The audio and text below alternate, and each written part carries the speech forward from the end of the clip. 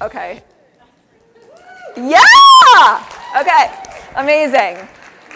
So it's great to be back. Hopefully we all had an amazing night and day one. So once again, my name is Audrey Neff. I'm the Director of Marketing for PatientNow, and we're continuing our journey about the millennial generation in aesthetics. So we're going to take a little pit stop on Instagram. So to kind of go back to some of the things that we talked about yesterday, let's revisit the millennial core values, right? So we talked about convenience, choices, experiences, authenticity, and relatability. So obviously in the marketing world, there's so many different things that we need to be doing, right? And Robin talked about this yesterday. You need a multifaceted approach. And one of those channels that you cannot neglect is, of course, social media. And when it comes to millennials, from a monetization standpoint, it's going to be Instagram. So according to an Allergan 360 report, believe it or not, and this was actually done a couple of years ago, so I guarantee if they did the same report and study now, it would probably be higher than this. 83% of millennials turn to Instagram, specifically when researching information on aesthetic treatments and procedures. So where to start? Developing a basic plan, right? So we need to determine our target and outlets, so obviously millennials and Instagram is what we're talking about today.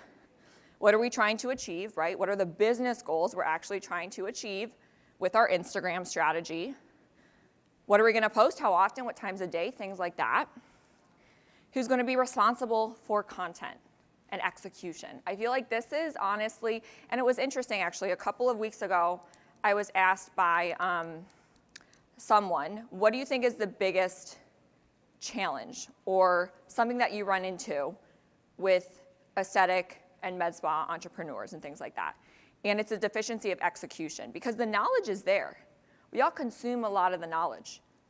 We know what we need to do a lot of the times with our social media, but then it falls on execution. And I feel like oftentimes that is the part that falls short.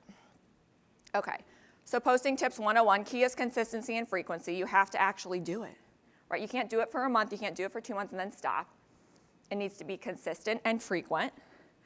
Always stay consistent with what your brand represents and how you want to be perceived, right? Who are you as a practice, a provider, a brand, a human? Don't post a post. This is the big thing. Posting a stock photo with your logo on it that says, call us today to book a consultation. Is that engaging in any way? No, right? So conversion, engagement, inspiration, or education. These are the 4 things that I think you should ask yourself. Is what I'm posting going to accomplish one of these 4 things? If it's not, I wouldn't post it. So don't post a post. Focus on real practice and patient-centered content, right? Who are you as a business, as a practice, as a provider? The core of your business are your people, right? Your providers, your practice, your patients, that is your business right there. That is what you need to be showcasing on social media, not stock imagery. All right, so what to post? Before and after photos. Once again, we're gonna revisit this. Before and after photos have to be a huge, I'm not gonna read these bullets, but you guys are happy to take photos. Before and after photos are a huge part of your business. They need to be consistent, the angles need to be consistent, the lighting needs to be great, the backgrounds need to be consistent, and then magic word is consent. You need to make sure that you have a bulletproof patient consent process in your practice as well for just taking their photos internally to use during their aesthetic journey over time, but also for your marketing and external social media efforts as well. Before and after photos, huge. I think it's very, very powerful to describe the treatment plan in the caption. This is good at educating your following, educating potential patients, existing patients, on if I want to achieve the results that this patient, just like me, received, what is that going to take, right? Because I think we would all agree we get patients that come in and they have unrealistic expectations and they think one syringe of filler is going to fix their entire face. Yeah, you're shaking your head. Like, it happens all the time. I think education is key. Setting expectations up front is key. And social media is a free tool where you can do that. So I think it's great to describe the treatment plan. You don't need to put cost. But a call to action, come in for your consultation where we take a full analysis of your skin your skin health, your skin journey, what you need to do to achieve these outcomes and things like that. So call to action combined with describing the treatment plan. This series of laser treatments, this much HA filler, tox every 3 months, these medical grade skincare products and things like that. Reviews as well. Showcase your reviews, and everyone should have a bulletproof review process in your practice as well, because going back to that consumer analysis survey I talked about yesterday, photos and reviews are the 2 factors that affect pre-patient millennial conversion the most. So what does your review practice look like? What does your review process look like in the practice? Google reviews particularly, because that's where most of them are going to land, but highlight those on your social as well. Once again, provider intro videos, treatment overviews, team photos, like get creative. Just get in front of the camera. If you're uncomfortable getting in front, how many of you guys are uncomfortable like filming yourself? And that's totally, a lot of us are, yes.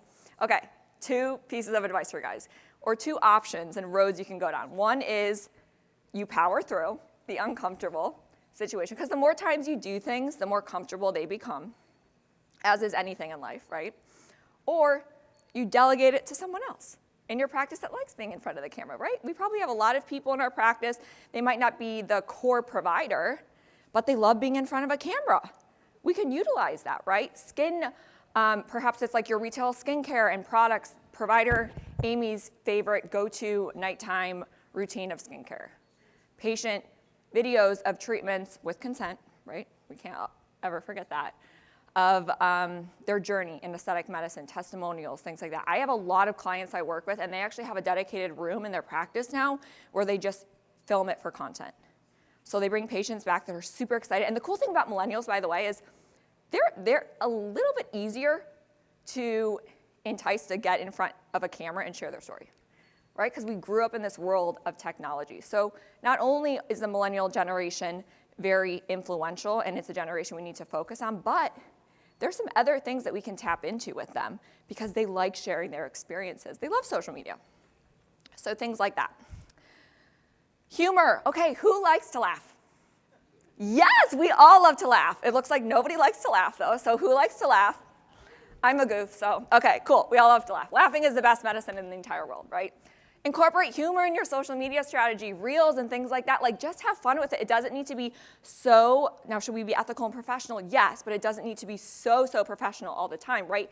We can have fun with it. This should be a strategy in our practice that our team has fun with, right? Just like Aaliyah and Kara were out there filming a TikTok earlier today, and they're laughing, they're having fun with it. Like, get your team involved. It makes your social media a lot more fun. And as you start growing your social media presence, it actually gets easier to do it because people are more willing to do it, right? Because they want to be a part of it. It's almost like FOMO, right? Fear of missing out. So get everyone involved, have fun with it. If anyone actually wants a good handle or a good Instagram to look at, the handle, this is Aesthetic Center, but drop the A in front. They post amazing content. Their CEO is one of my closest friends in the entire world, and they kill it on social media. So if anyone wants an account to kind of get inspiration or ideas from, I highly encourage following them. But humor at the end of the day is great. Education, once again, it's a free tool. Now, I would argue that social media is not free. Is it a free tool to use? Yes, but no one's time is free, right? All of our time, if we're providers in our practice and we're running a business, our time is not free. Our time is money at the end of the day. But it's a very powerful and free tool to leverage. We just need to figure out the strategy of who's going to do it, who's going to manage it, who's going to execute it, whether we have a designated person in our practice or we're going to delegate it to a team of people. Regardless of which one of those avenues it falls through, we just have to do it. Stories, not going to go through this. I have 1 minute left. Okay, goodness gracious. Reels. Reels should be a part of, and I have a QR code at the end. You guys can scan again, and I'll give you all these presentations. So Reels should be a part of everyone's strategy. We all know Instagram came out with Reels to compete with TikTok. Yes. Algorithm loves Reels. Honestly, Reels perform typically better than posts, depending, of course, on the content and the engagement, which is how the algorithm is based. It's all based on engagement. So the more engaging a post is, the better it's going to perform according to the algorithm, which is why posting stock imagery is not going to do anything, right? It has to be something that people engage with. we're gonna skip through this. Tools, some great tools to incorporate. So CapCut I use all the time. Very great for video editing.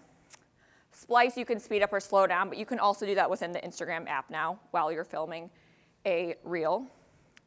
Link in bio or Linktree. So on your Instagram, don't put your practice URL. There are so many free tools out there now where you can have multiple URLs within the one link, right? So Linktree I like using. It's free. There's an upgraded version, but I use the free one in my personal. We use it at PatientNow. And you create your Linktree URL, you pop it in, and you click it. It's branded to your colors and things like that. And it could be, look at our before and after photo gallery, learn more about our membership program, monthly specials, learn more about our providers. You can put multiple different buttons, let's call it, that backlink to a URL on your website. Captions is one of my favorite apps. It's an AI app. I use it all the freaking time. So we all know that videos, or we should know, when you're doing anything that's verbal and you're talking, you should have captions in it. Instagram has the option to do that within the app, but they're not the best looking. I want cooler, prettier captions, let's say. Captions, coolest app. You can customize the font and all of these things, have emphasis on words, and it automatically transcribes it all. Captions is an awesome app. I use it all the time. Canva, we probably all know Canva, right?